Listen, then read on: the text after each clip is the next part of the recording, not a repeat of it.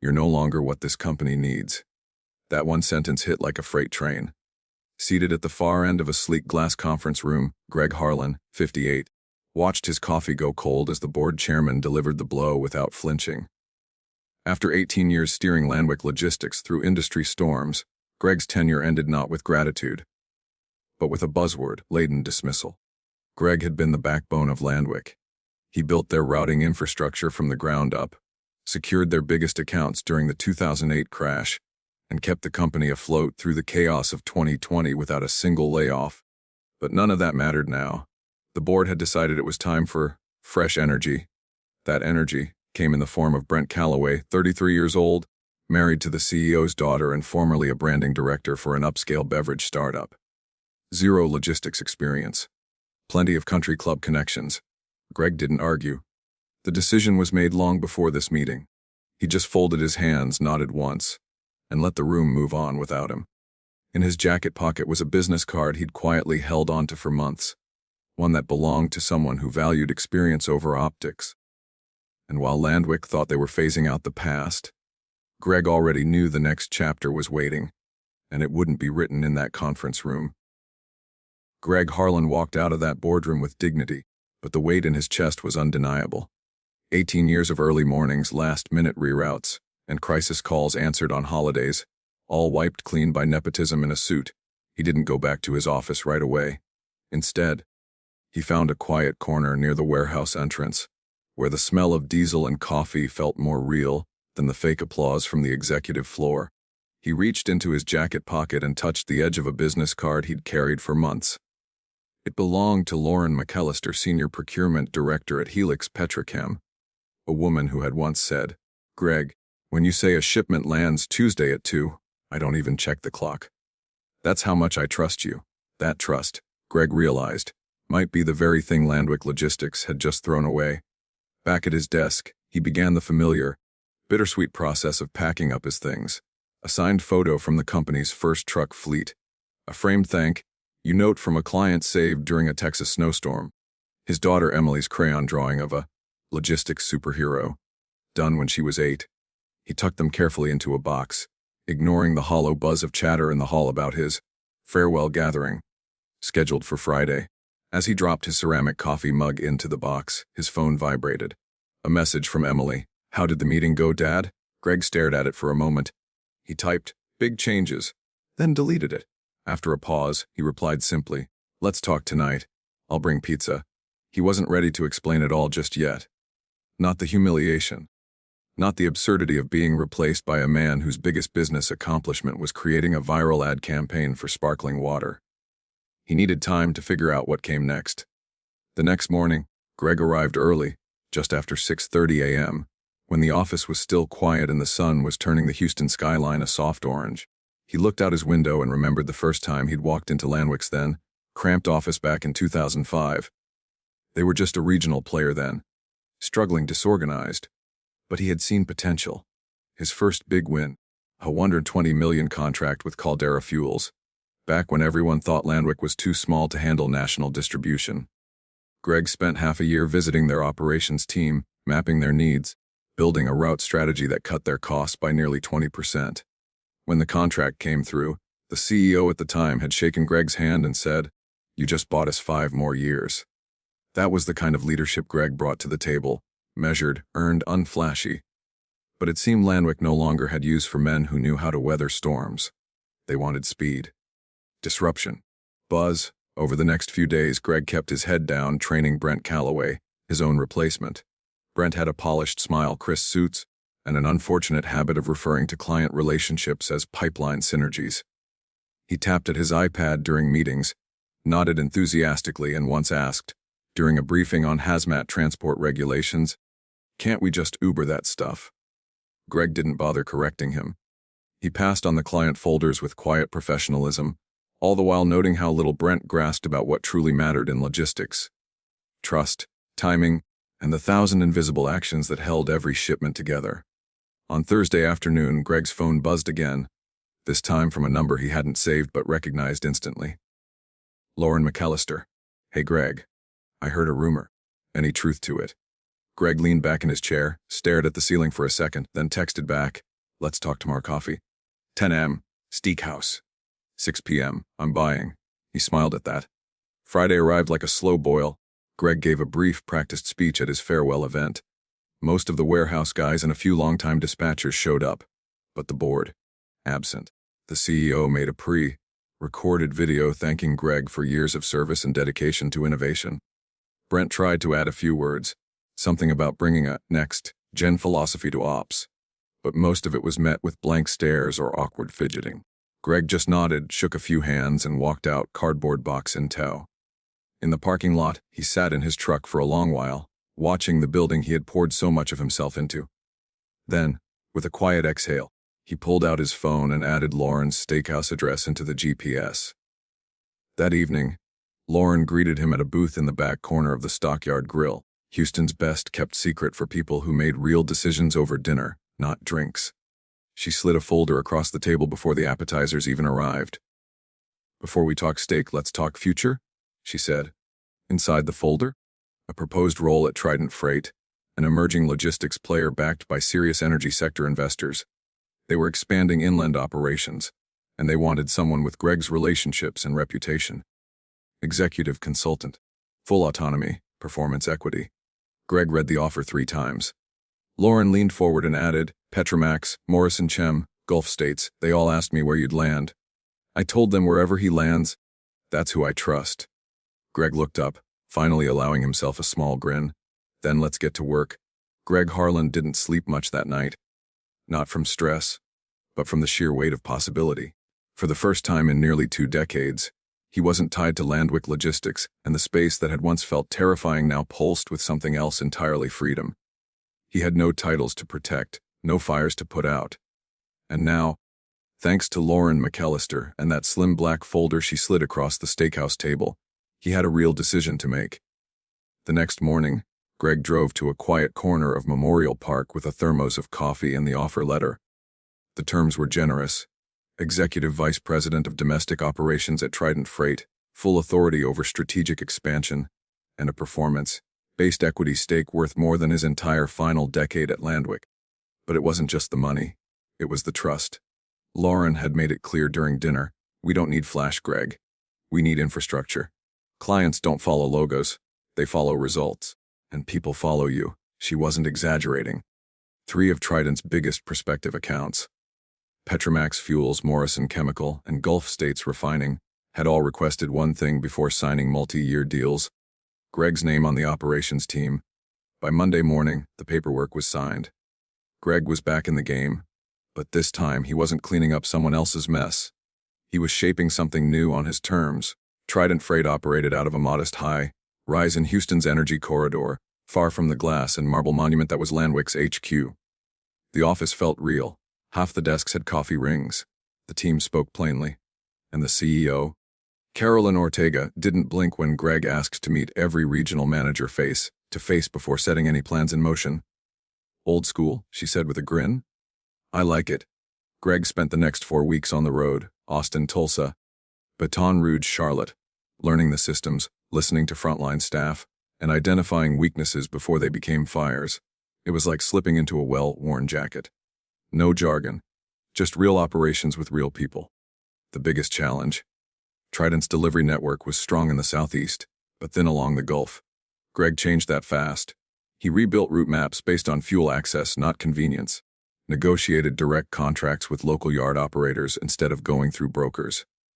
And most importantly, he brought the clients with him. Petromax signed first a $42 million contract for regional freight with a 2-year expansion clause. Morrison followed with a $31 million agreement. Then came Gulf States, $58 million in phased distribution covering 3 states. Together, the deals represented over $130 million in revenue, all in Greg's first 90 days. Trident's board was stunned. Carolyn called it, once-in-a-decade pivot. Lauren, she just smiled and sent Greg a bottle of Glenlivet 18 with a note that read, "Told you they'd follow." Meanwhile, over at Landwick Logistics, the fallout was just beginning. By early summer, rumors were flying. Brent Calloway, the CEO's son-in-law, had failed to retain Petromax. A quiet but deadly chain reaction began. Morrison, then Gulf States, issued termination notices citing service uncertainty and inadequate logistical coordination. Brent tried to reassure the board, citing market fluctuations and temporary turbulence. Greg, of course, knew better. The clients hadn't left because of the market. They left because the one person who understood them, the one who built the systems they trusted, was gone, and they had followed him to Trident. The blowback at Landwick hit fast and hard. 3 executive-level resignations in a week, 2 rounds of layoffs. Vendors began requesting upfront payments. Longtime clients moved to month-to-month contracts. Credit agencies downgraded their standing, and just like that, Landwick's 18th-year rise began to unravel, piece by piece. Greg didn't gloat. He didn't post cryptic LinkedIn updates or fire off passive-aggressive emails. He was too busy building. Trident's leadership gave him full rein to redesign the domestic logistics framework. He streamlined dispatching with a new hybrid AI routing system, one that required human approval before finalization, a feature Greg insisted on. Technology should assist, not replace, he said during the rollout. The moment you let the algorithm forget the human, the whole system becomes brittle. He also implemented a 2-tier service model. Premium clients received dedicated routing coordinators, something Greg pioneered years earlier at Landwick. The idea was simple. When high-value partners called, they got a human, one they knew by name, and clients loved it. Within 6 months, Trident's footprint had doubled in size. New terminals opened in Corpus Christi and Mobile. A warehouse in Atlanta was retrofitted for temperature-sensitive cargo. And Greg, for the first time in his life, wasn't reporting to someone who viewed him as replaceable. During a quarterly meeting, Harlan asked him point blank, "What's your vision for Trident 3 years from now?" Greg looked around the boardroom. Simple, functional, filled with people who listened. "My vision," he said. "We become the name clients whisper when they're tired of being lied to. We become the company that doesn't just ship cargo, we deliver reliability. That's what no one else is selling anymore." The room went silent. Then, Harlan leaned forward and said, "Then let's make that our brand." Greg smiled. Not the grin of revenge, but the quiet satisfaction of someone who had been underestimated and chose to rise with purpose, not pettiness. He wasn't chasing titles. He was building something that would outlast them. By the start of the new quarter, Landwick Logistics wasn't just bleeding clients. It was in freefall. It started with internal whispers.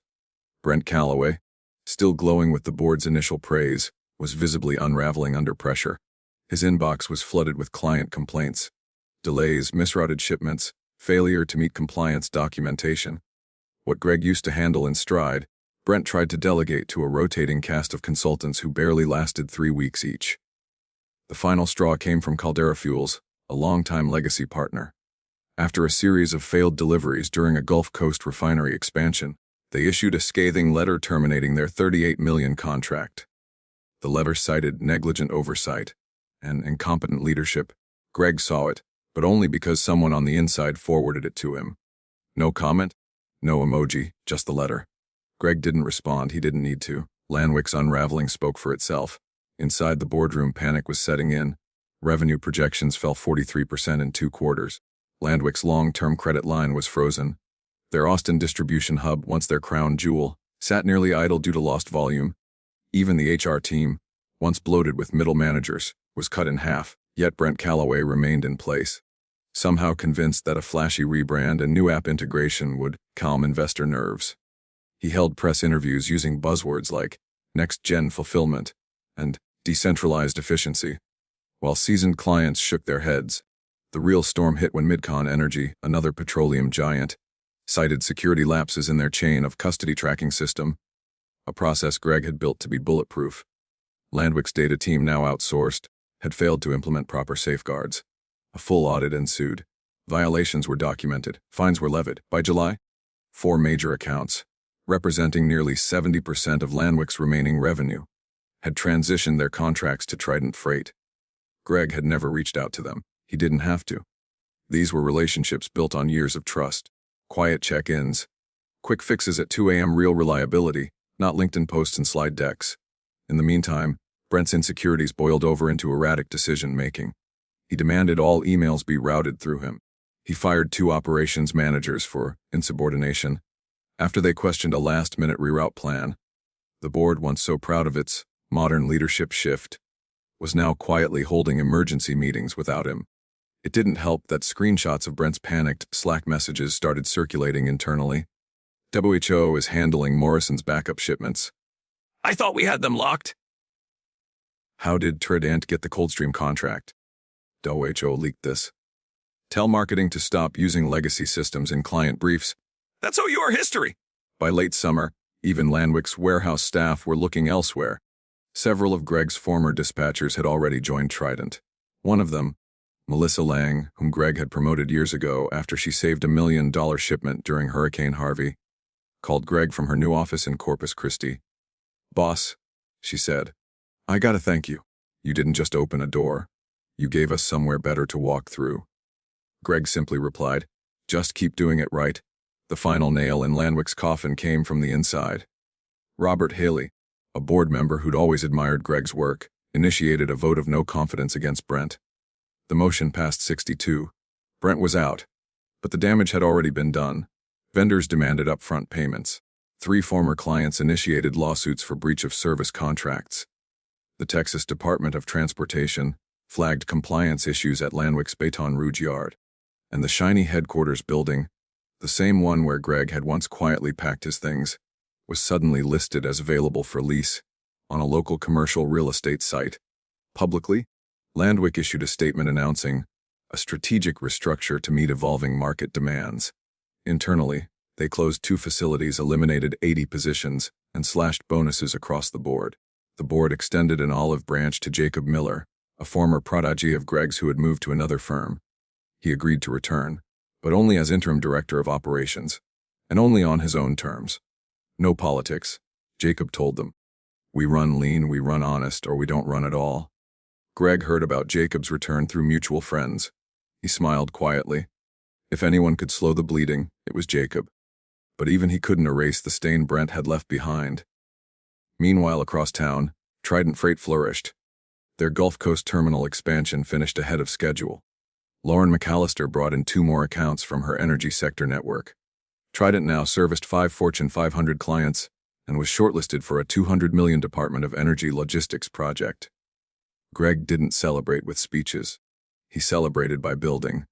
New drivers were hired, many of them ex-Landwick. Dispatchers were trained personally. Trident's culture was becoming everything Greg had once tried to make Landwick, but without the politics, without the nepotism. One afternoon, Carolyn Ortega stopped Greg in the hallway. We just got off a call with Morrison Chemical, she said. They're requesting a 10-year contract renewal with you as the direct overseer. That's nearly unheard of. Greg paused. Then I guess we're doing it right, she smiled. You didn't just rebuild their trust, Greg. You redefined what logistics means to them. And that, he thought, was something no job title could ever capture. By the beginning of fall, Landwick Logistics was a shell of the company it had once been. The headquarters building, once a hub of innovation and pride, now had entire floors dark and silent. The atrium fountain was shut off. The glass elevators that used to hum with steady traffic stood still. HR had been reduced to 2 part-time coordinators. The executive lounge, which Brent Calloway had once filled with startup-style beanbags and neon slogans, was emptied and quietly converted into a storage room. Vendors were jumping ship.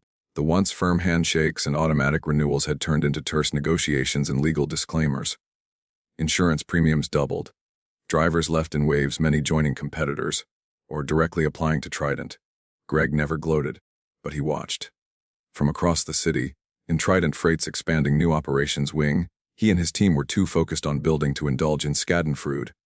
Still, he received updates, mostly in the form of quiet messages from old colleagues, clients, and even former adversaries. They finally closed the Beaumont yard. Can't believe it. Brent tried to claim your old routing model was his. Backfired. It's sad. But honestly, I saw this coming the day you walked out. Inside Trident, everything was in motion.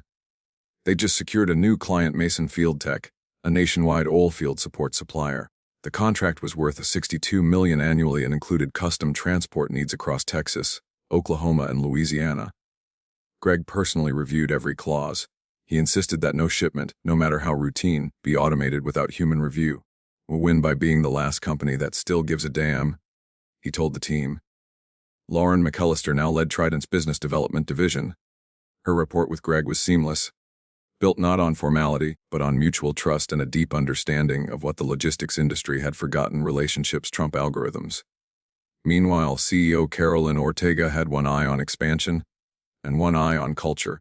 "We're not growing just to be big," she told the board. "We're growing to be trusted." With Greg's influence, Trident quietly acquired 2 struggling regional carriers and absorbed their fleets, preserving jobs and expanding their delivery footprint. He instituted mentorship programs for mid-career professionals, especially those who'd been pushed out of companies like Landwick under the guise of modernization. At the first all-hands summit that fall, Greg stood in front of 300 employees, drivers, dispatchers, engineers, and managers. He wasn't flashy. He didn't speak like a CEO, he just told a story. He talked about his first delivery truck in 2005, about late-night reroutes during hurricanes, about the time he personally drove 6 hours with a critical part, just to make sure a hospital didn't go without power. "I wasn't trying to impress anyone," he said. "I just wanted to do it right." The room was silent. "And if you're here," he added, "it's because you believe in that too. So we're going to keep doing it right. Every mile, every client, every time." The applause that followed wasn't polite. It was real. Weeks later, Greg received a certified envelope, an official invitation to join the Texas Transportation Leadership Council, an industry group that shaped state-level policy and infrastructure grants. It was a prestigious post, one typically reserved for high-profile CEOs and government advisors. Greg read the letter twice. Then he called Lauren. "Do you think I'm ready for that kind of visibility?" he asked. Lauren laughed. "Greg, the industry's been watching you this whole time. You just didn't care enough to look up." Meanwhile, Landwick was delisted from the state's preferred vendor registry. Their public filings revealed losses exceeding $210 million in less than 12 months. Former board members began distancing themselves, quietly selling shares or resigning to pursue other ventures. Greg heard through the grapevine that Charles Dayton, one of Landwick's original founders and now a minority shareholder, had tried to reach him via LinkedIn. The message was short. "You built it right.